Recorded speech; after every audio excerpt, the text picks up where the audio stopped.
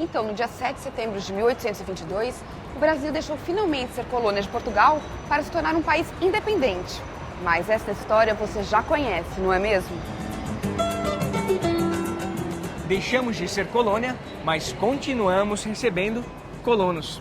Imigrantes vindos de várias partes do mundo estabeleceram suas colônias aqui, no Brasil. Esses novos colonos tiveram participação fundamental na nossa formação cultural. Peraí, Felipe, como assim?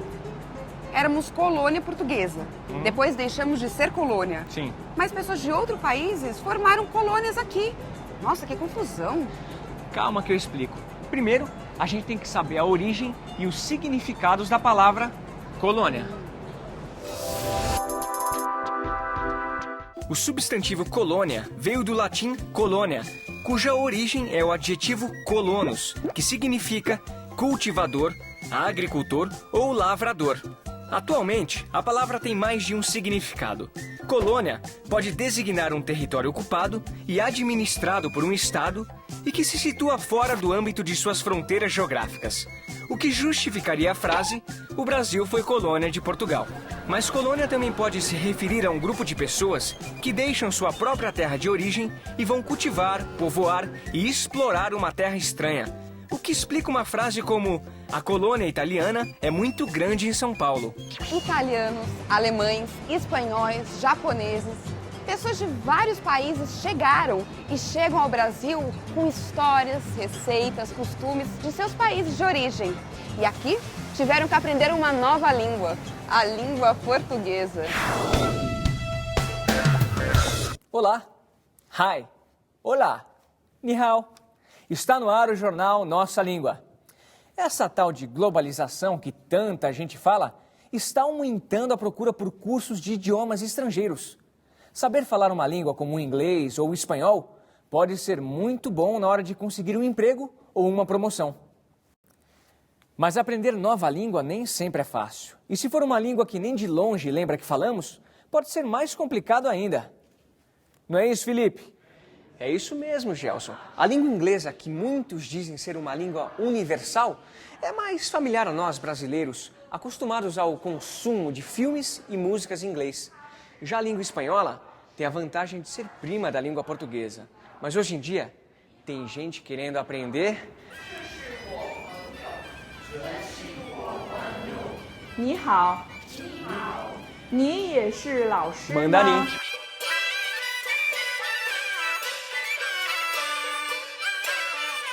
Shan, o mandarim é a língua principal da China?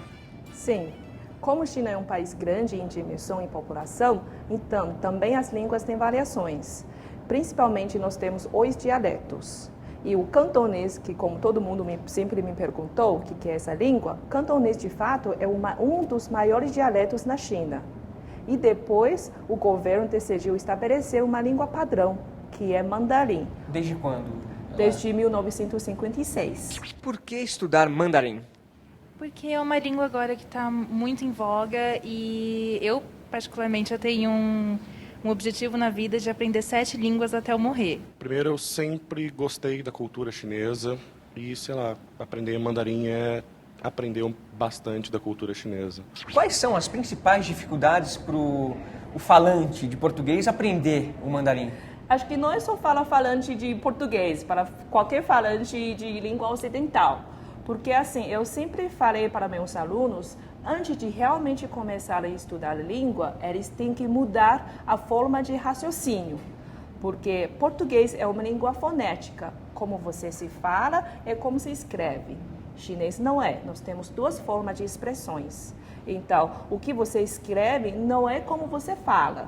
Então, esse aqui se chama ideograma. Ideograma. Ideograma aqui. E esse aqui é o pinyin, ou seja, o sistema fonético de chinês. E esse ajuda a pronúncia.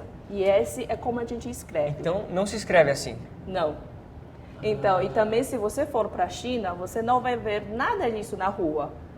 Nas placas, tudo isso, você só vai ver os ideogramas. Os ideogramas. Isso. O chinês não tem conjugação. Não conjugam os Eu verbos. comer, você comer, ele comer, todo mundo comer. Então, nesse sentido, é muito fácil. Eu faço. Ou em chinês, eu fazer, né? Então, é 我做. Eu faço. Isso, eu faço. Agora, fazer. o futuro é fazer. Eu vou fazer. 我会做. Simplesmente eu coloco essa palavra Acrescenta. 会, isso na frente do verbo, daí ó, é um futuro. Qual está sendo a sua principal dificuldade nesse aprendizado? Olha, é bem diferente, assim. Na verdade, os ideogramas, principalmente, e os tons que você muda, dependendo do acento, você tem entonações diferentes.